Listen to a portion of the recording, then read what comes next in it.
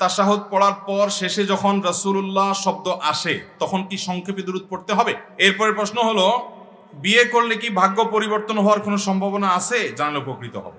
অন্য ধর্মের কোনো লোক কোনোভাবে মসজিদে টাকা দিয়ে থাকলে সেই টাকা মসজিদের কাজে ব্যবহার করা যাবে কিনা? কৃষক ভাইরা অনেক কষ্ট করে ব্যয়ের মাধ্যমে ফসল ফলান, কিন্তু ইঁদুর এই ফসলগুলো নষ্ট করে তাদের জীবন ব্যবস্থাকে কঠিন করে ফেলে। এমত অবস্থায় কারেন্ট দিয়ে এই ইঁদুরগুলোকে মারা যাবে কিনা? বিয়ের দাওয়াত কি যার যার বাড়িতে বাড়িতে গিয়ে দিয়ে আসা সুন্নত? ঝড় বৃষ্টির সময় পুকুর আর ঘের খাল একটার সাথে আরেকটা মিশে যায়, মাছগুলো মিলেমিশে একাকার হয়ে যায়, এখন সে মাছগুলো কি খাওয়া জায়েজ হবে? ইউটার্ন ওয়াজ মিডিয়া, ঘুরে দাঁড়ানোর অঙ্গীকার।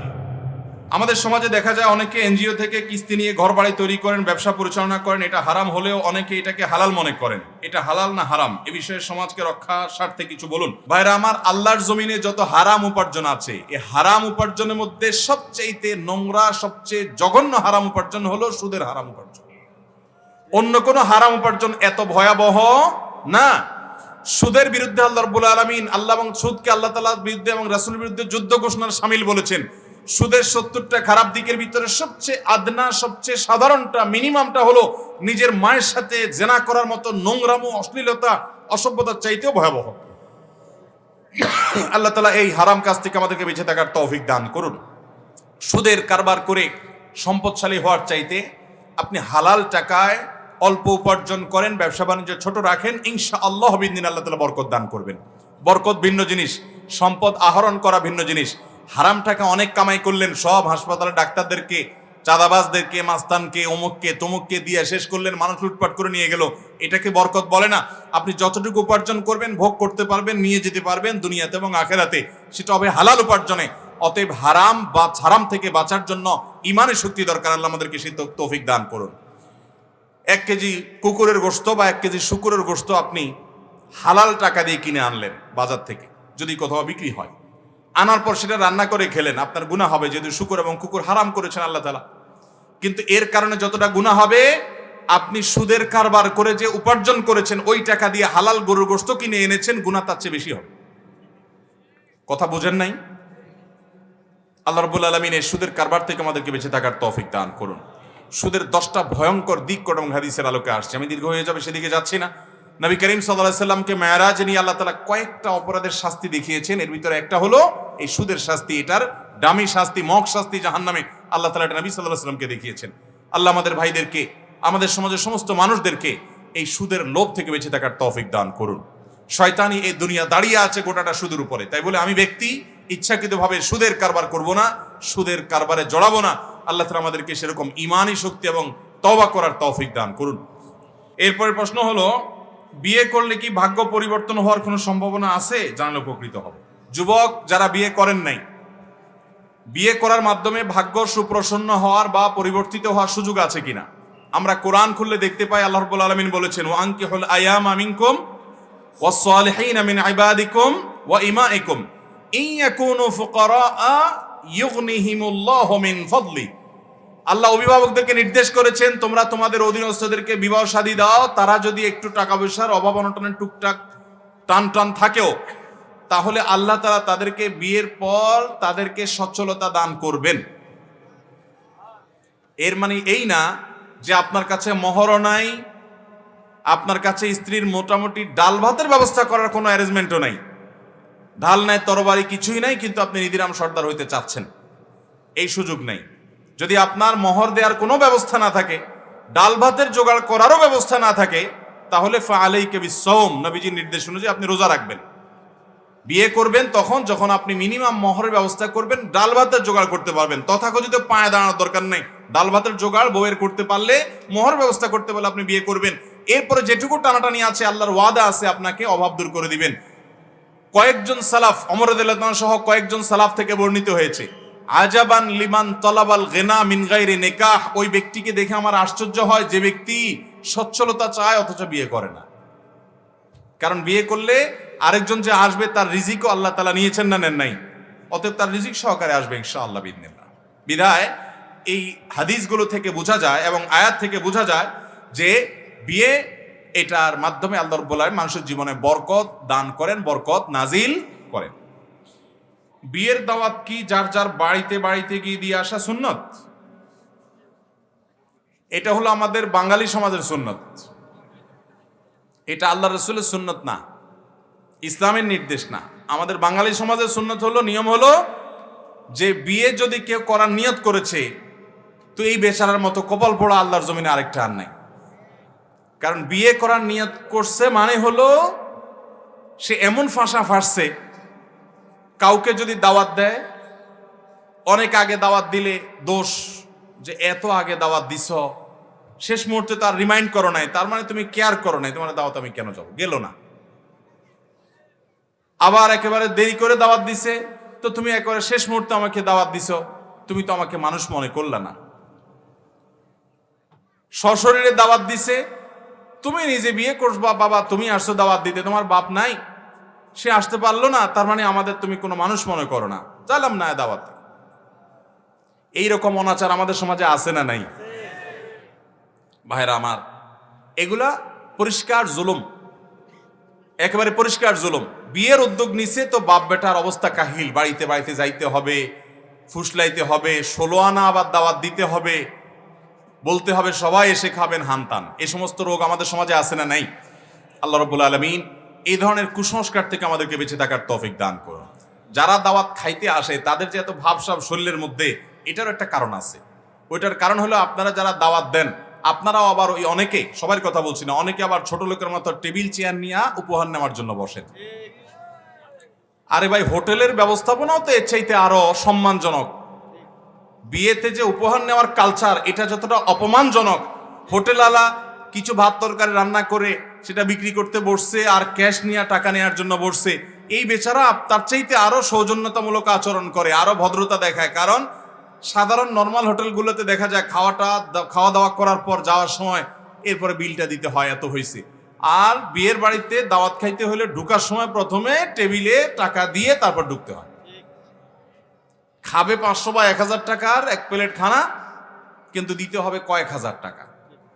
এই জন্য যারা দাওয়াত পাবে তাদের শরীরে ভাব আসে না, দাওয়াত ফোনে দিলে হবে না, আসতে হবে, তুমি আসলে হবে না, তোমার বাপ আসতে হবে, আগে দাওয়াত দিলে হবে না, পরে আবার বলতে হবে, অনেক ভাবসাব চলে আসে। কারণ সে তো জানে 1000 টাকার খানার জন্য 5000 দেওয়া লাগবে। এই জন্য উভয় পক্ষকে সোজা হইতে হবে। দাওয়াতের নামে চাঁদাবাজিও করা যাবে না, আর দাওয়াত চাওয়ার নামে মানুষকে কষ্ট দেওয়া, অহেতুক এ সমস্ত কালচারের বেড়া জালে আবদ্ধ করতে বাধ্য হওয়া করাও যাবে না। আল্লাহ তাআলা আমাদেরকে স্বাভাবিক জীবন যাপন করার তৌফিক দান করুন। নবী সাল্লাল্লাহু আলাইহি সাল্লামের সাহাবীদের একটা বৈশিষ্ট্য ছিল, কানু আকাল্লুহুম তাকাল্লুফান, তারা সবচেয়ে বেশি তারা লৌকিকতা মুক্ত ছিলেন। এই সমস্ত ভেজাল ছিল না। একজন ভালো মুসলমান এই সমস্ত পেছফুস ধরে না, তিনি সহজ সরল হওয়ার চেষ্টা করেন। অতএব দাওয়াত নিয়ে, এটা নিয়ে, সেটা নিয়ে যে সমস্ত পেছগোছ আমরা ধরি, এগুলো কোনো ভালো মুসলমানের আলামত না। মুসলমান নিজের কথা চিন্তা করবে, আরেকজনের দোষ এত ধরবে না, চিন্তা করবে যে আমার কোনো ত্রুটি হয়েছে কিনা। আল্লাহ আমাদেরকে সেরকম মানুষ হওয়ার তৌফিক দান করুন। এবং মানুষের দোষ ধরা এটা কোনো ভালো গুণ না, এটা কোনো ভালো গুণ না। মানুষের গুণটা দেখবো আর নিজের দোষটা দেখবো, এটাই হলো ইমানদারের গুণ এবং মুসলমানের গুণ। আল্লাহ তাআলা আমাদেরকে সেরকম গুণ ধারণ করা, সেরকম গুণ অর্জন করার তৌফিক দান করুন। জাযাকুমুল্লাহু খায়রা ওয়া আখিরু দাওয়ানা আলহামদুলিল্লাহি রাব্বিল আলামিন। তাশাহুদ পড়ার পর শেষে যখন রাসূলুল্লাহ শব্দ আসে, তখন কি সংক্ষেপে দুরূদ পড়তে হবে?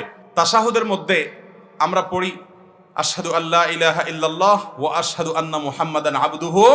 প্রশ্নকারী প্রশ্ন হলো, রাসূলের নাম শুনলে তো দুরূদ পড়তে হয়, অতএব ওয়া আশহাদু আন্না মুহাম্মাদান, এই যে আমি বললাম আবদুহু ওয়া রাসূলুহু আমি পড়লাম, তো নবী সাল্লাল্লাহু আলাইহি সাল্লামের নাম এবং পদবি শুনলাম, উচ্চারণ করলাম, তাহলে দুরূদ পড়তে হবে কিনা?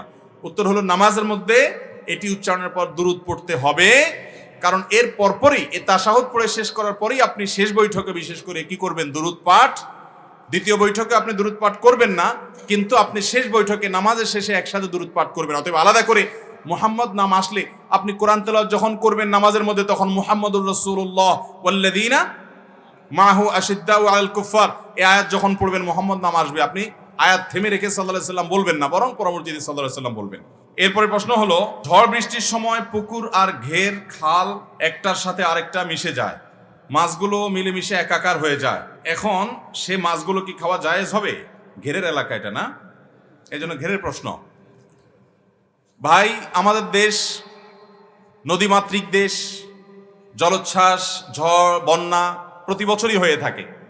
অতএব বন্যার কারণে কোনো পুকুরের পানি এটা উপচে পড়ে যদি মাছগুলো বের হয়ে যায়, কোনো ঘেরের মাছ যদি বের হয়ে যায় অন্য জায়গায় চলে যায়, যেহেতু এটা কারোর নিয়ন্ত্রণে নয়, কেউ কারোর হাতেও নয়, অতএব সাধারণ অবস্থাতে এটা অন্য কোথাও চলে গেলে সেটা তার জন্য জায়েজ হবে ইনশাআল্লাহ।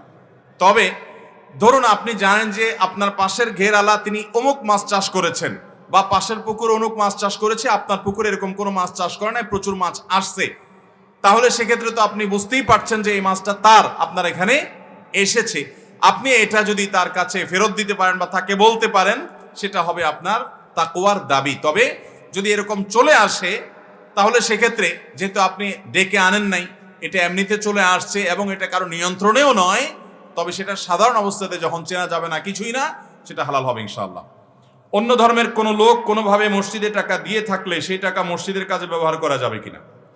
কোনো ভিন্ন ধর্মাবলম্বী যদি মসজিদে দান করে উন্নয়নমূলক কাজে বা যে কোনো ফান্ডে, সেই টাকা নেওয়া জায়েজ আছে যদি তিনি সেই টাকা দান করে মসজিদের উপরে কোনো প্রকার খবরদারি সৃষ্টি করার আশঙ্কা না থাকে। মসজিদকে কোনো প্রকার প্রভাবিত করে সেখানে শিরক কুফর হবে, অন্যায় হবে, এরকম কিছু করার আশঙ্কা যদি না থাকে, হতে পারে একজন হিন্দু, একজন খ্রিস্টান, অন্য কোনো ধর্মাবলম্বী তিনি মসজিদে দিতে চাচ্ছেন, তখন সে তার টাকাটা নেওয়া জায়েজ আছে। বিশেষ করে তাকে ইসলামের সৌন্দর্য দেখাবার স্বার্থেও এটি প্রয়োজন আছে। কিন্তু যদি কোনো প্রভাবশালী ব্যক্তি এই টাকা দিয়ে মসজিদের উপরে প্রভাব খাটাবে মনে হয়, তাহলে বিভিন্নভাবে সেটা ডিনাই করতে হবে, আদারওয়াইজ সেটা নেওয়া নাজায়েজ হবে না। কৃষক ভাইরা অনেক কষ্ট করে ব্যয়ের মাধ্যমে ফসল ফলান, কিন্তু ইঁদুর এই ফসলগুলো নষ্ট করে তাদের জীবন ব্যবস্থাকে কঠিন করে ফেলছে। এমত অবস্থায় কারেন্ট দিয়ে এই ইঁদুরগুলোকে মারা যাবে কিনা? যেই কোনো প্রাণী যদি উপদ্রব সৃষ্টি করে, সেটা ইঁদুর হোক, সেটা পিপিলিকা হোক, সেটা অন্য কিছু হোক, সেটা মারাটা ইসলামের সম্পূর্ণ জায়েজ আছে। নবী করিম সাল্লাল্লাহু আলাইহি ওয়াসাল্লামের সামনে এক সাহাবী একজন পিপিলিকা হত্যা করছিলেন, তিনি আগুন দিয়ে পুড়িয়ে হত্যা করছিলেন। নবী সাল্লাল্লাহু আলাইহি ওয়াসাল্লাম সেটাকে ডিনাই করেছেন, অস্বীকার করেছেন যে না, আগুন দিয়ে পুড়বে না, কারণ এটা নির্মমভাবে হত্যা করা হলো। তাকে যদি হত্যা করতে হয়, সে তোমার উপদ্রবের কারণ হয়, অবশ্যই তুমি হত্যা করতে পারো, আল্লাহ তাআলা তোমার জন্য সেটাকে জায়েজ রেখেছেন, কিন্তু তার মানে এই না যে তুমি নির্মমভাবে করবে। ইঁদুরকে আপনি যদি কোনো বিষ প্রয়োগ করে বা অন্য কিছু দিয়ে হত্যা করেন, যেটাতে সে মৃত্যুবরণ করলো, মারা গেল, নিধন হলো, আপনি উপদ্রব থেকে বাঁচলেন, ঠিক আছে। কিন্তু ইঁদুর মারার জন্য আজকাল দেখবেন এক ধরনের আঠা বের হয়েছে, এই আঠা দিয়ে রাখা হয়, আঠা ইঁদুর পড়ে। আমি এরকম দেখেছি যে সে আঠা ইঁদুর পড়ার পর, আঠা তো আর মূলগতভাবে কোনো হন্তারক নয় বা এটা তো কোনো প্রাণ হরণকারী না, আঠার মধ্যে পড়ার পর দেখা যায় ওই ইঁদুর না খেতে খেতে দীর্ঘদিন ওই অবস্থা পড়তে পড়তে পড়তে একটা পর্যায়ে সে মারা যায়। অথবা ওখানে ধরা পড়ার পর, ওখানে পড়ার পর এবার সেই ইঁদুরকে আপনি টেনে উঠানোর চেষ্টা করছেন, কিন্তু আঠার কারণে, ভয়ঙ্কর আঠা এটা, এই আঠার কারণে দেখা যায় তার চামড়া ছিলে থেকে যাচ্ছে আঠার সাথে, আর তার শরীরের আরেক অংশ আপনার হাতের সাথে চলে আসছে। তো ইঁদুরকে এভাবে নির্মমভাবে অপ্রয়োজনে কষ্ট দিয়ে হত্যা করা ইসলামের দৃষ্টিতে জায়েজ নাই। এমনিতে নিধন করলে সেটা কি হবে না? হারাম হবে না। কিন্তু কৃষক ভাইদের জন্য সুসংবাদ আছে। সুসংবাদটা হলো, নবী করিম সাল্লাল্লাহু আলাইহি ওয়াসাল্লাম বলেছেন, মা মিন মুসলিমিন গারাসা গারসান আও জারআন আও গারাসা শাজারান আও কামা ওয়ারাদা ফিল হাদিস।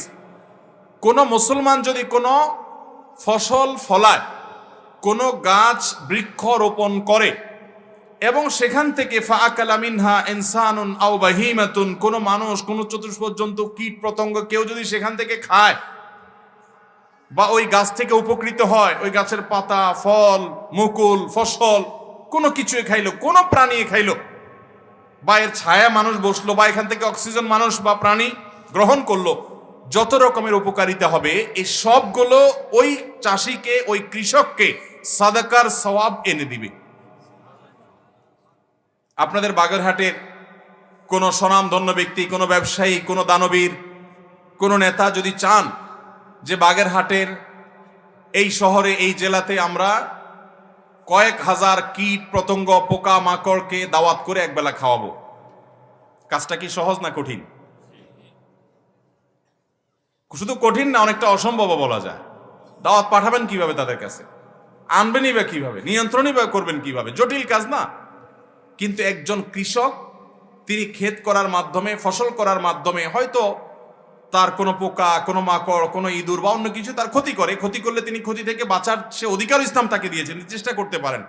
কিন্তু তার এই ফসল থেকে পোকা মাকড় খায়, কীট পতঙ্গ খায়, মানুষ খায়, সবকিছু তার খেয়ে শেষ করে না তারা, কিছু না কিছু তো টিকে, মানুষ খায়, প্রাণী খায়, চতুষ্পদ জন্তু তারা অনেকে উপকৃত হয়, অক্সিজেনটা তো সবাই পাচ্ছে, যার কারণে একজন কৃষক যেই সওয়াব লাভ করতে পারেন অনেক দানবীরও সেই সওয়াব লাভ করতে পারেন না।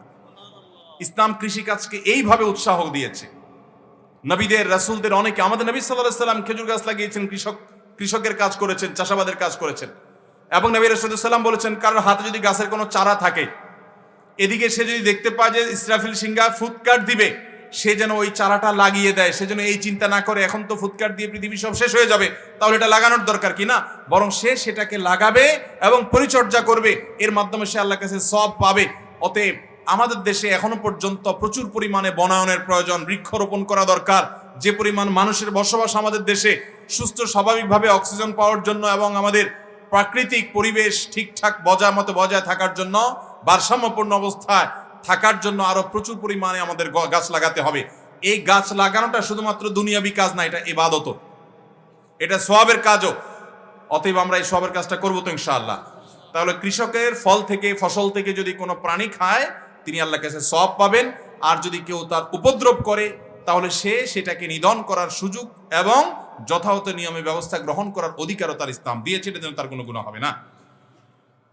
এরপরে প্রশ্ন হলো, আমরা অনেক মুসলমান আছি, আমরা জানি না কিসে শিরক হয় আর কিসে শিরক হয় না। কিছু কিছু শিরক আছে যেগুলোর কারণে মানুষ ইসলাম থেকে খারিজ হয় না, কিন্তু সেগুলোও এক প্রকারের শিরক, শিরক আসগর বা ছোট শিরক। এর কারণে মানুষ বেঈমান হয়ে যায় না, কিন্তু সেগুলো ঈমানদারের ঈমানের সাথে সঙ্গতিপূর্ণ নয়। আল্লাহর কোন বিধানের প্রতি যদি কেউ অস্বীকৃতি জাহির করে, অবিশ্বাস করে, ঈমান আনার পর, মুসলমান দাবি করার পর, মুসলমানের ঘরে জন্মগ্রহণ করার পর অনেক নেকামল হয়তো তিনি করছেন, কিন্তু যদি আল্লাহ রাব্বুল আলামিনের কোন সুস্পষ্ট বিধানকে অস্বীকার করে, আল্লাহর দেয়া কোন ফরজকে কোন সময় অচল এবং কোন সমাজে আর চলে না এরকমটি মনে করে, কিংবা আল্লাহর যে কোনো বিধানকে যদি সে তাচ্ছিল্য করে, অর্থাৎ এক কথায় আল্লাহ রাব্বুল আলামিনের আদেশ নিষেধের প্রতি বিদ্রোহ প্রকাশ পায়, আল্লাহকে অস্বীকৃতি এটি তিনি যদি প্রকাশ করেন, এ ধরনের কুফর, এবং আল্লাহর সঙ্গে যদি কাউকে শরীক সাব্যস্ত করেন, সে কোনো মানুষ হতে পারে, সে আল্লাহর কোনো সৃষ্টি হতে পারে, দৃশ্যমান অদৃশ্যমান কোনো যে কোনো বিষয় হতে পারে, আল্লাহ রাব্বুল আলামিনের স্থলাভিষিক্ত বা আল্লাহর স্থানে স্থান দেওয়া, অর্থাৎ আল্লাহর মর্যাদা যদি তাকে দেয়া হয়, তাহলে এই শিরকের অপরাধ করার কারণে, আল্লাহর কোনো পার্টনার সাব্যস্ত করার কারণে বান্দার সমস্ত নেক আমল সমূহ বরবাদ হয়ে যায়। কোরআনে হাকিম আল্লাহ রাব্বুল আলামিন আমাদের প্রিয় নবী সাল্লাল্লাহু আলাইহি সাল্লামকে লক্ষ্য করে বলেছেন, লাকাদ উহিয়া ইলাইকা ওয়া ইলাল্লাযীনা মিন ক্বাবলিক, হে রাসূল, আপনার প্রতি এবং আপনার পূর্বে যত নবী রাসূল পৃথিবীতে এসেছেন তাদের সবার প্রতি একটা কমন নির্দেশনা জারি করা ছিল। সবাইকে একটি নির্দেশনা সাধারণভাবে জেনারেলি বলা হয়েছিল। সেই নির্দেশনা হলো, লাইন আশরাকতা লা ইয়াহবাতান্না আমালুক, যদি আপনি শিরকে লিপ্ত হন। নবী সাল্লাল্লাহু আলাইহি সাল্লামকে আল্লাহ বলছেন, আপনি তো বটেই, আপনার আগে যত নবী রাসূল এসেছে পৃথিবীতে সকলের জন্য কমন নির্দেশ ছিল যে নবী হওয়ার পরও যদি কেউ শিরকে লিপ্ত হয়, নবী হওয়ার পর কেউ কোন রাসূল শিরকে লিপ্ত হতে পারে না, হয়নি। শুধু বোঝাবার জন্য বলা যে আপনি যদি শিরকে লিপ্ত হন, লা ইয়াহবাতান্না আমালুক ওয়া লা তাকুনান্না মিনাল খাসিরিন, তাহলে আপনার আমল অবশ্যই বরবাদ হয়ে যাবে। যত ভালো কাজ আপনি করেছেন ইতিপূর্বে, শিরকে লিপ্ত হওয়ার পর আগের সমস্ত আমলগুলো ডিলিট হয়ে যাবে, আপনার প্রোফাইল থেকে সবকিছু মুছে যাবে, সবগুলো বাতিল হয়ে যাবে এবং আপনি ক্ষতিগ্রস্তদের অন্তর্ভুক্ত হয়ে যাবেন। এই জন্য শিরক এমন এক ভয়াবহ অপরাধ, কোন ঈমানদার ঈমান আনার পর যদি শিরকে লিপ্ত হয়, এই ললাট, এই কপাল শুধু আল্লাহকে নিবেদন করার কথা, সেটা যদি জীবিত বা কোনো মৃত মানুষকে নিবেদন করে, কোনো ব্যক্তিকে, কোনো জায়গাকে যদি এই ললাট, এই কপাল নিবেদন করে, সেজদা নিবেদন করে, আল্লাহ রাব্বুল আলামিন যেরকম সকল ক্ষমতার একমাত্র মালিক এবং অধিপতি, তিনি কাদির, তিনি সবকিছু করতে সক্ষম, সেই অবস্থানটি যদি কোনো জীবিত কিংবা মৃত কোনো মানুষকে, কোনো শক্তিকে, কোনো ব্যক্তিকে, এমনকি কোনো আল্লাহর কোনো নেককার বান্দাকে দেয়, কেউ মনে করে যে তার হাতেও আমার সন্তান হওয়ার সুযোগ আছে, ক্ষমতা আছে, আমার সন্তান দেওয়ার ক্ষমতা তিনি রাখেন, আমার ব্যবসার উন্নতি দেওয়ার ক্ষমতা তিনি রাখেন, আমার সার্বিক উন্নতি দেওয়ার ক্ষমতা তিনি রাখেন, এরকম কোনো বিশ্বাস যদি কোনো মানুষ করে, যে কোনো মানুষ সম্পর্কে, জীবিত কিংবা মৃত, কোনো আল্লাহর নেককার বান্দা কিংবা পীর, কোনো মানুষের ব্যাপারে যদি এরকম ধারণা থাকে যে তিনিও আল্লাহ যেরকম ক্ষমতা সংরক্ষণ করেন তিনিও সেরকম ক্ষমতা সংরক্ষণ করেন, তাহলে এর ফলের সাথে সাথে সেটা শিরকে আকবর হয়, এবং শিরকে আকবর করার কারণে বান্দার সমস্ত আমল বরবাদ হয়ে যায়। আল্লাহ রাব্বুল আলামিন শিরকে আকবরের ভয়াবহতা থেকে আমাদেরকে বেঁচে থাকার তৌফিক দান করুন। ঠিক একইভাবে কুফর সম্পর্কে আল্লাহ তাআলা বলেছেন, ওমাই ইয়াকফুর বাদাল ঈমান ফাকাদ হাবিতা আমালুহু, যে ব্যক্তি ঈমান আনার পরে আবার কুফরি করলো, সে ঈমান এনেছে, মুসলমান হয়েছে, এরপর সে আবার আল্লাহর প্রতি যদি কুফরি প্রকাশ করে, আল্লাহকে অস্বীকার করে, আখিরাতকে অস্বীকার করে, কোরআন এবং সুন্নাহ থেকে স্বতঃসিদ্ধভাবে প্রমাণিত কোনো বিষয়কে যদি সে অস্বীকার করে, অবিশ্বাস করে, তাহলে সেটাকে বলা হয় কুফরি। এরকম কুফরিতে যদি কেউ লিপ্ত হয় ঈমান আনার পর, তো আল্লাহ রাব্বুল আলামিন সূরা মায়েদা বলছেন ফাকাদ হাবিতা আমালুহু, তাহলে তার আমল বরবাদ হয়ে যাবে। অতএব প্রথম পয়েন্ট আমরা পেয়ে গেলাম, আমাদের যত নেকামল আছে এগুলো যদি ধ্বংস হওয়া থেকে, নষ্ট হওয়া থেকে সংরক্ষণ করতে হয়, প্রথমত আমাদেরকে অবশ্যই কুফর এবং শিরক থেকে বেঁচে থাকতে হবে।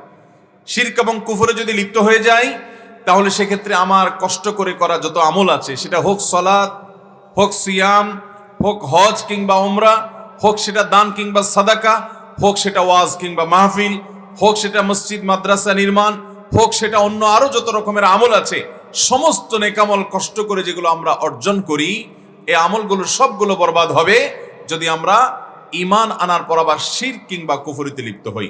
আল্লাহ রাব্বুল আলামিন এই শিরক এবং কুফরের এই ভয়াবহ অপরাধ থেকে আমাদের সবাইকে বেঁচে থাকার তৌফিক দান করুন। তাহলে প্রথম পয়েন্ট আমরা পেয়ে গেলাম।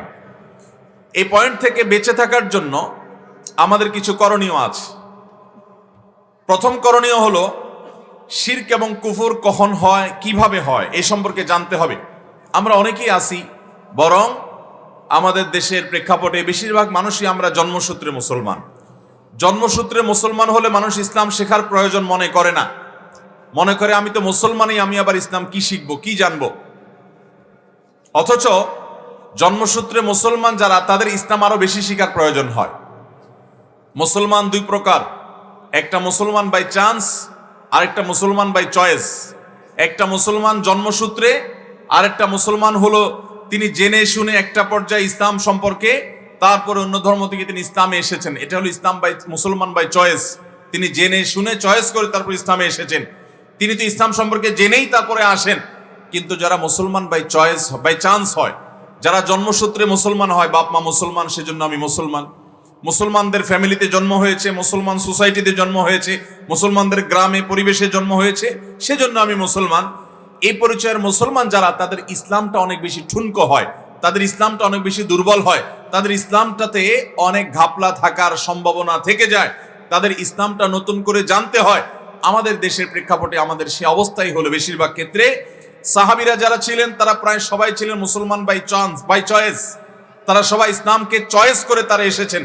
অন্য ধর্ম থেকে, শিরক থেকে, কুফর থেকে তারা ইসলামে তাওহীদের দ্বীনে এসেছেন, এটাকে জেনে বুঝে বিশ্বাস করে অন্তরে ধারণ করে ভালোবেসে।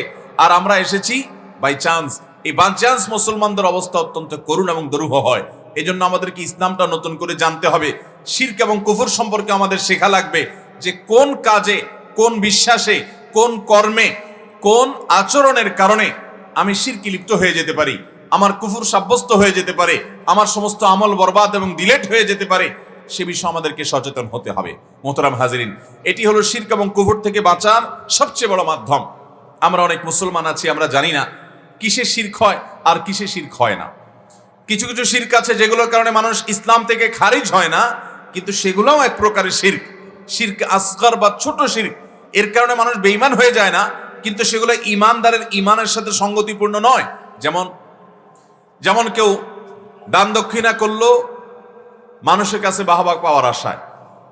ফেসবুকের এই যুগে যে কোনো ভালো কাজ করলে সেটা ফেসবুকে প্রচার না করলে, সেটা টুইটারে প্রচার না করলে, সেটা বিভিন্ন সোশ্যাল মিডিয়াতে প্রচার না করলে আমাদের পেটের ভাত হজম হতে চায় না, ঠিক কিনা বলেন? আমরা যে কোনো ভালো কাজ করি সেটা সবার আগে সোশ্যাল মিডিয়াতে প্রচার করার চেষ্টা করি। এই প্রচারের উদ্দেশ্য যদি হয় অন্যকে উৎসাহিত করা, এই প্রচারের উদ্দেশ্য যদি হয় কারোর কাছে জবাবদিহিতা নিশ্চিত করা, তাহলে তো ভিন্ন বিষয়। কিন্তু যদি উদ্দেশ্য হয় কিছু লাইক কমেন্ট কামানো, উদ্দেশ্য যদি হয় মানুষের কাছ থেকে বাহবা নেওয়া, তো এই ধরনের দান কখনো ইমানদারের জন্য শোভনীয় হতে পারে। এগুলো এক প্রকারের শিরক, যে আপনি দান করছেন আল্লাহর জন্য, আবার মানুষের কাছ থেকে বাহবা আশা করছেন। তাহলে এই মানুষগুলোকে আপনি আল্লাহর পর্যায়ে আপনি রাখলেন, আল্লাহর পার্টনার বা শরীক সাব্যস্ত করলেন। যদি এটা শিরকে আকবর না, এটা শিরকে আকবর হলে তো আমরা কেউই মুসলমান থাকতাম কিনা সন্দেহ। এটা শিরকে আসগর, কিন্তু এটা এক প্রকারের শিরক, বরং এটা গুপ্ত শিরক। নবী করিম সাল্লাল্লাহু আলাইহি সাল্লাম বলেছেন, দাজ্জালের ফিতনার চাইতেও এই শিরকটাকে আমি বেশি ভয় করি তোমাদের ব্যাপারে, যে তোমাদের মধ্যে এই শিরকটা এরকম ক্যান্সারের মতো ছড়িয়ে পড়বে, তোমরা টেরও পাবে না। লোক শোনানো, লোক দেখানো, আমল করা, এটা আজ আমাদের মধ্যে এমন ব্যাপক আকার ধারণ করেছে যে নিজেদের আমলকে ইখলাসের সাথে, নিষ্ঠার সাথে সংরক্ষণ করার মতো মানসিকতা খুবই কম। আমরা অনেকে জেনে থাকবো জাহান্নাম আল্লাহ তাআলা উদ্বোধন করবেন 3 শ্রেণীর মানুষ দ্বারা। এই 3 শ্রেণীর মানুষের 3 প্রকার শ্রেণীর এই অপরাধে দুষ্ট, এই দোষে দোষী এবং এই অপরাধে অপরাধী, অর্থাৎ যারা শিরকে আসগার, শিরকে খাফিতে লিপ্ত, লোক দেখানো আমল করত। নবী করিম সাল্লাল্লাহু আলাইহি সাল্লামের সেই ঐতিহাসিক হাদিস আমরা অনেকে শুনেছি। একজনকে ডাকা হবে, কিয়ামতের ময়দানে ডেকে বলা হবে, তোমাকে আল্লাহ তাআলা অনেক সুযোগ দিয়েছেন, তুমি একটা দীর্ঘ হায়াত পেয়েছো, কি করেছো? আল্লাহ রাব্বুল আলামিন একজনকে অনেক পয়সা করে দিয়েছেন, বলা হবে তোমাকে অনেক সম্পদ দেওয়া হয়েছিল, তুমি সেই সম্পদের কি হক আদায় করেছো? বলবে, আল্লাহ আমি এই সম্পদ পেয়ে আপনার রাহে অকাতরে দান করেছি, মসজিদে, মাদ্রাসায়, মাহফিলে, ধর্মীয় কাজে, মানুষের সেবায় বিভিন্নভাবে আমি ব্যয় করেছি। আল্লাহ রাব্বুল আলামিনের পক্ষ থেকে ঘোষণা আসবে, না, তুমি মিথ্যা কথা বলছো। তুমি দান করেছো ঠিক, কিন্তু সেটি আমাকে খুশি করবার জন্য করেছো, এটা সত্য নয়। তুমি দান করেছো পাবলিকের বাহবা পাওয়ার জন্য, তুমি দান করেছো জনগণকে তোমার পক্ষে আনবার জন্য, তুমি দান করেছো মানুষ তোমাকে দানবীর বলবে, তোমাকে দাতা বলবে, সেই বাহবা নেয়ার জন্য। অতএব সেটা দুনিয়াতে বলা হয়ে গেছে, আজ আমার কাছে তোমার কোনো পাওনা নেই, তখন তাকে জাহান্নামে নিক্ষেপ করা হবে। আরেকজন আলেমকে ডাকা হবে এবং বলা হবে, তোমাকে অনেক ইলম দেওয়া হয়েছে, কোরআন হাদিসের অগাধ নলেজ দেওয়া হয়েছিল, তুমি সেটা দিয়ে কি করেছো?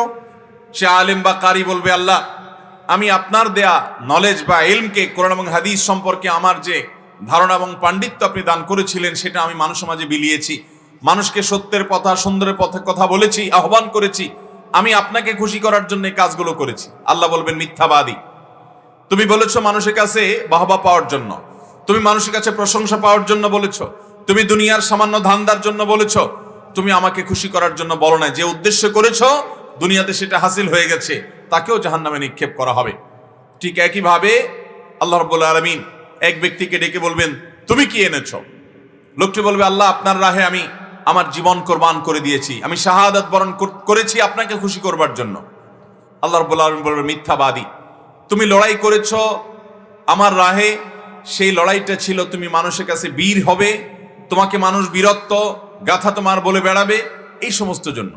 তুমি আমাকে খুশি করবার জন্য বলো না, থাকে আল্লাহ তাআলা জাহান্নামে নিক্ষেপ করবেন। মুহতারাম হাজিরিন, এইভাবে শিরকে আসগর আমাদের মধ্যে রন্ধ্রে রন্ধ্রে ঢুকে যাচ্ছে। এই জন্য আমরা কোনো গুনাহ বা কোনো পাপের কাজ করলে সেটা যেরকম লুকাবার চেষ্টা করি, মানুষের সামনে প্রকাশ করি না, কারণ আমাদের লজ্জা হয়, ঠিক একইভাবে একজন ইমানদার তার নেকামলগুলো, বিশেষ করে যেগুলো মানুষের সামনে প্রকাশ করলে তার মধ্যে লৌকিকতা, লোক দেখানো মানসিকতা, লোক শোনানো মানসিকতা আসতে পারে, সেগুলোকে একজন মুসলমান লুকাবার চেষ্টা করবে, সেটা নিজের মধ্যে রাখার চেষ্টা করবে, যাতে করে সেটা বরবাদ হয়ে না যায়, নষ্ট হয়ে না যায়।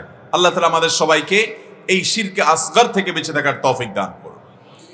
আরেক প্রকার শিরক আছে শিরকে আসগরের, সেটা হলো প্রকাশ্য শিরকে আসগর। এর কারণে মানুষ ঈমান হারা হয় না, কিন্তু সেটাও ঈমানের সাথে অসঙ্গতিপূর্ণ। যেমন কথার ভুল, আমরা অনেক সময় বলি ওপরে আল্লাহ, নিচে আপনি, আগে আল্লাহ, পিছনে আপনি, অমুক না হলে এটা হতো না। এই জাতীয় কথাগুলোর কারণে মানুষ বেঈমান হয়ে যাবে না, কিন্তু এটা ঈমানের সাথে সঙ্গতিপূর্ণ নয়। যে ঈমানদার জানে আল্লাহ রাব্বুল আলামিন ফাআলুল লিমা ইউরিদ কাদিরুল লিমা ইয়াশা, আল্লাহ যা ইচ্ছা তা করতে পারেন, এই ব্যক্তি কখনো আল্লাহর কোন সৃষ্টিকে আল্লাহর সমপর্যায়ের হতে পারে এরকম কোন কথা, এরকম কোন উক্তি তার অন্তরে যাই থাকুক না কেন মুখ দিয়ে অন্তত করতে পারে। বিধায় এগুলো থেকে বেঁচে থাকা ভাইয়ের আমার, এই জন্য বললাম যে প্রথম আমল বিধ্বংসী বিষয় থেকে বাঁচতে হলে আপনাকে আমাকে অবশ্যই অবশ্যই এই বিষয় সম্পর্কে ইলম অর্জন করতে হবে, শিরক সম্পর্কে জানতে হবে, তাওহীদ সম্পর্কে জানতে হবে এবং কুফর সম্পর্কে জানতে হবে, ঈমান সম্পর্কে জানতে হবে, তাহলে এগুলো থেকে বাঁচা যাবে। আর এই শিরক এবং কুফর থেকে বাঁচার জন্য দ্বিতীয় উপায় হলো আল্লাহ তাআলার কাছে বিশেষভাবে পানা চাওয়া। নবী করিম সাল্লাল্লাহু আলাইহি ওয়াসাল্লাম তিনি দোয়া শিক্ষা দিয়েছেন সাহাবীকে, আল্লাহুম্মা ইন্নী আউযু বিকা আন উশরিকা বিকা ওয়া আনা আ'লাম ওয়া আস্তাগফিরুকা লিমা লা আ'লাম। আল্লাহ, আমি আপনার কাছে পানাহ চাই, আপনার কাছে ক্ষমা চাই সেই শিরক থেকে যে শিরক আমি জেনে শুনে করি, কিংবা সেই শিরক থেকেও যে শিরক আমি অজ্ঞাতসারে করি, অজান্তে করি, সবগুলো থেকে আপনার কাছে পানাহ চাই। আল্লাহ রাব্বুল আলামিন আমাদেরকে শিরক এবং কুফর থেকে বেঁচে থাকার তৌফিক দান করুন। দ্বিতীয় যে বিষয়টি বান্দার আমলকে বরবাদ করে দেয় সেটি হলো রিয়া বা লৌকিকতা। একটু আগে যে বিষয়ে আমরা কিছু কথা বলেছি সেটিকে আলাদা পয়েন্ট আকারে বলা হয়েছে, কারণ এটি আমল বিধ্বংসী বিষয়গুলোর মধ্য থেকে অত্যন্ত ভয়াবহ। রিয়া বা মানুষকে দেখানো, মানুষকে শোনানো, মানুষের কাছে গল্প দিয়ে বেড়ানো, এই মানসিকতা নিয়ে যদি কেউ কোনো ভালো কাজ করে, এমন একটা সময় আমরা পার করছি আজ। ইখলাস এবং নিষ্ঠার সাথে করা আমল, আমাদের আমলের পাহাড় এবং স্তূপ থেকে যদি খোঁজা হয় তাহলে এক দুইটা আমল পাওয়া কঠিন হয়ে যাবে, যে আমলটা পিওর ইখলাসের সাথে করা হয়েছে, শুধুমাত্র আরশে আজিমের মালিকের সন্তুষ্টি সেখানে আশা করা হয়েছে, মানুষের কাছ থেকে কোনো বাহবাই চাওয়া হয় নাই। এমনকি যাকে আপনি সারা জীবন দিয়ে গেছেন ওই লোকটার কাছ থেকে থ্যাঙ্কস পর্যন্ত আপনি আশা করবেন না। এটাই হলো ইখলাসের দাবি। আল্লাহ তাআলা কোরআনে হাকিমে বলেছেন, ওয়ায়ুতআমুনা আত-তাআমা আলা হুব্বিহি মিসকিনান ওয়া ইয়াতীমান ওয়া আসীরা ইন্নামা নুতআমুকুম লিওয়াজহিল্লাহ লা নুরিদু মিনকুম জাযাআন ওয়ালা শুকুরা। আল্লাহর নেককার বান্দা, আল্লাহর ঈমানদার এবং আমলদার বান্দাদের বৈশিষ্ট্য হলো তারা মানুষকে খাদ্য দান করবে, অভাবীদেরকে, গরিব মানুষদেরকে, বন্দীকে, বিভিন্ন অসহায় মানুষকে খাবার দান করবে, এবং তারা বলবে ইন্নামা নুতআমুকুম লিওয়াজহিল্লাহ, তোমাদেরকে এই খাবারটা আমরা আল্লাহকে খুশি করার জন্য দিচ্ছি। লা নুরিদু মিনকুম জাযাআন ওয়ালা শুকুরা, তোমাদের কাছ থেকে এই খাবারের বিনিময়ে আমাদের কোনো ধান্দা নাই, না নোট চাই, না ভোট চাই, না তোমাদের কাছ থেকে বাহবা চাই, এমনকি না তোমাদের কাছ থেকে স্বীকৃতিটুকু পর্যন্ত চাই। তুমি মুখ দিয়ে আমাকে থ্যাঙ্কস বলো, সেটাও আমার দরকার নাই, আশা নাই, আমাকে আল্লাহ থ্যাঙ্কস বললে সেটাই যথেষ্ট হবে। মোহতারাম হাজরিন, এই ধরনের দান আজ সোনার হরিণ হয়ে গেছে। মসজিদে, মাদ্রাসায়, ওয়াজ মাহফিলে কিছু টাকা দেওয়ার পর আমরা অপেক্ষায় থাকি কাগজ লিখে দিই যে আমার নামটা যেন বলা হয়। এটা একজন ইমানদারের কখনো শান হতে পারে? ইমানদার দান করে যদি আল্লাহর জন্য, তাহলে আল্লাহ আলিমুম বিযাতিস সুদূর, তার কাছে কোনো কিছু গোপন নাই, তিনি সব কিছু জানেন। এই মাইকে যদি বলতে মাইকওয়ালা ভুলেও যায়, আল্লাহর ফেরেশতারা লিখতে ভুল করেন না। এজন্য ভাইরা, আর্থিক ইবাদতে রিয়া বা লৌকিকতার ভেজালটা তুলনামূলক বেশি হয়। যেমন দান দক্ষিণার ক্ষেত্রে সবচেয়ে বেশি ভেজাল হয়, এরপরে ভেজাল হয় হলো হজের ক্ষেত্রে।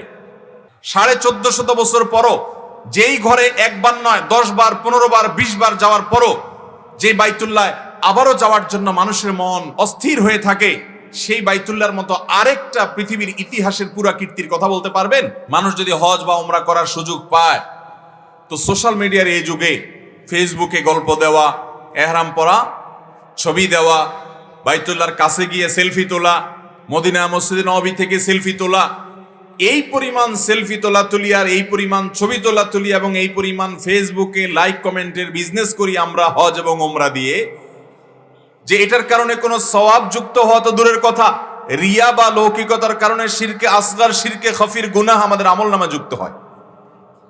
আল্লাহ রাব্বুল আলামিন আমাদেরকে বেঁচে থাকার তৌফিক দান করুন। ভাইরা আমার, এমনি এমনি আপনার আমার প্রাণের নবী সাল্লাল্লাহু আলাইহি সাল্লাম বলেন নাই দাজ্জালের ফিতনা চারটিখানি বিষয় নয়। যত নবী পৃথিবীতে এসেছেন, যত রাসূল পৃথিবীতে এসেছেন, গত হয়েছেন, সকল নবী রাসূলগণ দাজ্জালের ভয়াবহতা সম্পর্কে সাবধান করেছেন। দাজ্জালের হাতে অনেক মিরাকল থাকবে, এই পৃথিবীর মানুষ অনেক ভেলকি দেখবে, এই ভেলকি দেখে আল্লাহর প্রতি ঈমান নষ্ট হবে, ঈমান হারা হবে, দাজ্জালের প্রতি বিশ্বাস করে বেঈমান হবে, কাফির হবে।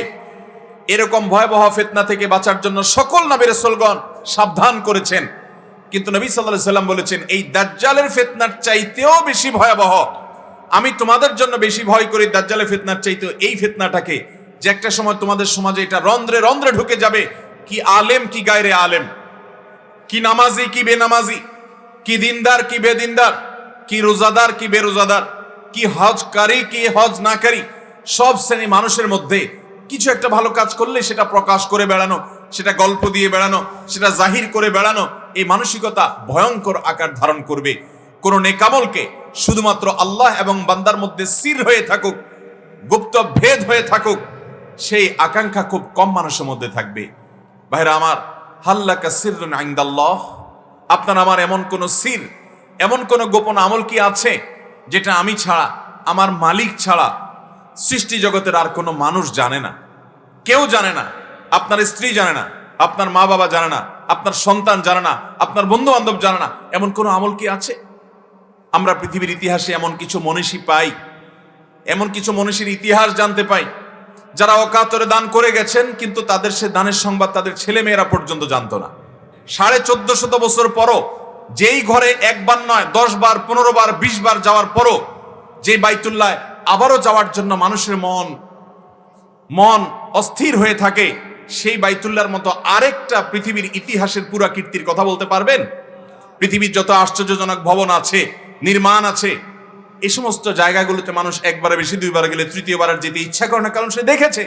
কিন্তু বাইতুল্লাহ শত শত বছর ধরে, হাজার হাজার বছর ধরে, আজকে প্রায় 4500 বছর ধরে, 450 নয় 4500 বছর ধরে সারা বিশ্ব থেকে মানুষ আসছে। যে 50 বার যাচ্ছে, 51তম বারও তার আবারও সে আগের মতো বা আগের চাইতে বেশি আরো আগ্রহ থাকছে। এটা মিরাকল, এটা আশ্চর্য, এটা অত্যাশ্চর্য, এটা স্বাভাবিক কোনো বিষয় নয়। এটা শুধুমাত্র এই জন্যই হচ্ছে যে আল্লাহ রাব্বুল আলামিন ইব্রাহিম আলাইহিস সালামের দোয়া কবুল করেছেন। তিনি বলেছেন, আল্লাহ এই ঘরের দিকে মানুষের অন্তরকে আপনি এমন ভাবে আকৃষ্ট করে দেন যে মানুষ এখানে আসতে থাকে, বারবার যাতে মানুষ এখানে আসতে থাকে। সেই দোয়া আল্লাহ তাআলা কবুল করেছেন। আল্লাহ তাআলা সে দ্বীনের অনুসারী আমাদেরকে করেছেন, আমরা আলহামদুলিল্লাহ বলি। মোহতারাম হাজরিন, তো যেটা বলছিলাম, কোরআনের বাহ্যিক যে রূপ অর্থাৎ মতন, মূল পাঠ, অ্যারাবিক টেক্সট, এটা তো হাফেজদের পক্ষে আল্লাহ হেফাজত করছেন। আর কোরআনের যে ভেতরগত অন্তর্নিহিত মর্ম, ব্যাখ্যা, বিশ্লেষণ, শরহ, এটাকে আল্লাহ তাআলা হেফাজত করবার জন্য এমন কিছু মানুষ পাঠিয়েছেন, যেই মানুষগুলো রিজাল শাস্ত্র নামে একটা শাস্ত্রের জন্ম দিয়েছেন। এই রিজাল শাস্ত্র সম্পর্কে জানার জন্য আমি বিনীতভাবে বলবো, বেশি দূরে যাওয়ার দরকার নাই। ইসলামী ফাউন্ডেশন থেকে প্রকাশিত বই পুস্তকগুলো আপনি কিনেন। হাদিস শাস্ত্রের ইতিবৃত্ত, হাদিস শাস্ত্রের শুরু কিভাবে হয়েছে আপনি জানেন, আপনি অবাক হয়ে যাবেন। শত শত ভলিউম হয়েছে শুধুমাত্র হাজার হাজার লাখো মানুষের জীবনী সংরক্ষণ করবার জন্য। যে মুখ দিয়ে বলেছে ক্বালা রাসূলুল্লাহ, সাথে সাথে মুহাদ্দিসিন ইকরামের শত হাই ভোল্টেজের টর্চ লাইট তার উপরে পড়েছে, তার ভেতর থেকে বাহির সবগুলো চেক করে ফেলেছেন, এক্সরে করে ফেলেছেন যে এই লোক ক্বালা রাসূলুল্লাহ যে বলেছে, কিভাবে সে বলল, কার কাছ থেকে শুনেছে, অমুকের কাছ থেকে শুনেছে ভালো কথা, তাহলে তার সাথে তার সাক্ষাৎ কিভাবে হলো, কোন জায়গায় হলো, ভালো কথা সাক্ষাৎ হয়েছে, এই লোকটা সত্যবাদী কিনা, জীবনে কখনো মিথ্যা বলেছে কিনা। ইমাম বুখারী রাহমাতুল্লাহি আলাইহি এক জায়গায় গিয়েছেন এক ব্যক্তির কাছ থেকে একটা হাদিস সংগ্রহ করবার জন্য, বহুদূর পথ হেঁটে গিয়েছেন, অনেক দুর্গম পথ পাড়ি দিয়ে গেছেন, অনেক কষ্ট করে গেছেন। যে দেখছেন লোকটা, তার যে ঘোড়া আছে, ঘোড়াটা ছুটে গেছে, ধরতে পারছে না। তখন একটা খালি ধামা বা সেখানে ঘাস কিছু একটা দিয়ে তাকে ডাকছে। ঘোড়া সেখানে খাবার আছে মনে করে কাছে আসা পরে খপ করে তাকে ধরে ফেলেছে। তাকে ঘাস আর দেয় নাই, ধামা দেখিয়ে শুধুমাত্র তাকে ধরেছে। ইমাম বুখারী রাহমাতুল্লাহি আলাইহি এই দৃশ্যটা দূর থেকে শুধুমাত্র দেখেছেন। এরপরে সেখান থেকে তিনি প্রস্থান করছেন, চলে যাচ্ছেন। যে লোকের কাছ থেকে হাদিস সংগ্রহ করতে এসেছেন তিনি ডেকে বলছেন, তুমি না অনেক দূর থেকে আমার কাছ থেকে নবীজির একটা হাদিস আছে সেটা শোনার জন্য এসেছো, তুমি হাদিসটা শুনে যাবে না? তিনি বলেছেন, দুঃখিত, আপনার কাছ থেকে হাদিসটা আমি শুনতে চাই না, কারণ আপনি আমার সামনে একটা অবলা ঘোড়াকে প্রতারণা করেছেন, ধোঁকা দিয়েছেন। আপনি রাসূলের হাদিসের ব্যাপারে যে আমাকে ধোঁকা দিবেন না, তার গ্যারান্টি কি? আমি রাসূলের হাদিস নেওয়ার ক্ষেত্রে এত অসতর্ক নই। আমরা কোন জায়গা থেকে হাদিস নিতে হয় তার আদ্যপান্ত চেক করে যাচাই করে, শত ভোল্টেজের, হাজারো ভলিউমের ভোল্টেজের বহু টর্চলাইট দিয়ে সমস্ত মুহাদ্দিসরা তার আদ্যপান্ত চেক করার পর, তার লাইফ হিস্ট্রি চেক করার পর, এই লোকটা যদি কখনো রাস্তায় দাঁড়িয়ে পেশাব করে, এই লোকটা যদি কখনো রাস্তায় দাঁড়িয়ে বুট বাদাম খায়, এই লোকটা যদি কখনো ইচ্ছাকৃত বা দুষ্টামি করে মিথ্যা কথা বলে, তার লাইফ হিস্ট্রিতে সেটা মুহাদ্দিসরা লিখে রেখেছেন, তার আদ্যপান্ত সব লিখে রেখেছেন। অনলাইনের এই যুগে, ট্র্যাকিং করার এই যুগে, পেগাসাসের এই যুগে, নানান অ্যাপস এর মাধ্যমে মানুষকে ট্র্যাক করার সুযোগের এই যুগে মানুষকে ট্র্যাক করা অনেক সোজা, কিন্তু সেই যুগে এগুলোর কিচ্ছু ছিল না, কোনো টেকনোলজি ছিল না। কিন্তু একজন ব্যক্তি যদি বলেছে ক্বালা রাসূলুল্লাহ, তার 14 গোষ্ঠীর ইতিহাস এমন ভাবে সংরক্ষণ করেছেন। আপনি ইবনে হাজার আসকালানি রাহমাতুল্লাহ আলাইহি, হাফেজ যাহাবী রাহমাতুল্লাহ আলাইহি, বড় বড় হাদিস বিশারদ, বড় বড় হাদিস বেত্তা, বড় বড় মুহাদ্দিস, রিজাল শাস্ত্রের পণ্ডিতদের যে সমস্ত বইগুলো আছে আজও বিভিন্ন বড় বড় মাদ্রাসায় পাবেন। 20 ভলিউম, 30 ভলিউম, 40 ভলিউম, 50 ভলিউম, এরকম বড় বড় ভলিউমের কিতাবগুলো যদি আপনি খোলেন, একটু দেখেন, আপনি অবাক হয়ে যাবেন কিভাবে নবী করিম সাল্লাল্লাহু আলাইহি ওয়াসাল্লামের হাদিস সংরক্ষিত আছে। অতএব নবী করিম সাল্লাল্লাহু আলাইহি ওয়াসাল্লামের হাদিসের ব্যাপারে যারা সংশয় করেন, যারা সন্দেহ করেন, তারা বোকার স্বর্গে বাস করছেন। তারা জানেন না মুহাদ্দিসরা এই হাদিসগুলোকে কিভাবে সংরক্ষণ করেছে। একটা হাদিসকে যঈফ বলে দিয়েছেন, মুখ দিয়ে আসলার বলে দিল, এত সহজ নয়। আমরা শুধুমাত্র তাদের বলা যঈফটাকে বর্ণনা করি, তাদের বলা, তাদের কমেন্ট করা সহিহটাকে আমরা শুধু শুনাই। এগুলোকে অ্যানালাইসিস তারা করেছেন, সেই অ্যানালাইসিস করার মতো সেরকম দক্ষতা, যোগ্যতা, স্মৃতিশক্তি, এটা রীতিমতো মিরাকল। এটা পৃথিবীর বর্তমান পৃথিবীতে কোনো মানুষ দ্বারা সচরাচর সম্ভব। ইমাম আহমদ ইবনে হাম্বল রাহমাতুল্লাহি আলাইহি শুধুমাত্র যে পরিমাণ জাল হাদিস মুখস্থ ছিল তার, আজকের এই যুগে শত শত হাদিস বুখারী পড়ানেওয়ালা উস্তাদ, বুখারীর উস্তাদ আর শাইখুল হাদিস একসাথ করলে ওই সংখ্যক সহিহ হাদিস মুখস্থ করতে পারবে না।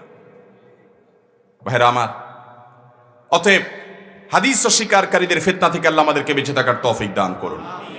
আমি কথাটি এই জন্য বললাম যে আমল বিধ্বংসী বিষয়গুলোর ভিতরে একটা হলো নবী সাল্লাল্লাহু আলাইহি ওয়াসাল্লামের সাথে বেয়াদবি করা। এটার চাইতে বড় বেয়াদবি কি? যে নবী সাল্লাল্লাহু আলাইহি ওয়াসাল্লামের হাদিসের প্রামাণ্য থেকে অস্বীকার করে, তার চেয়ে বড় বেয়াদব আর কে?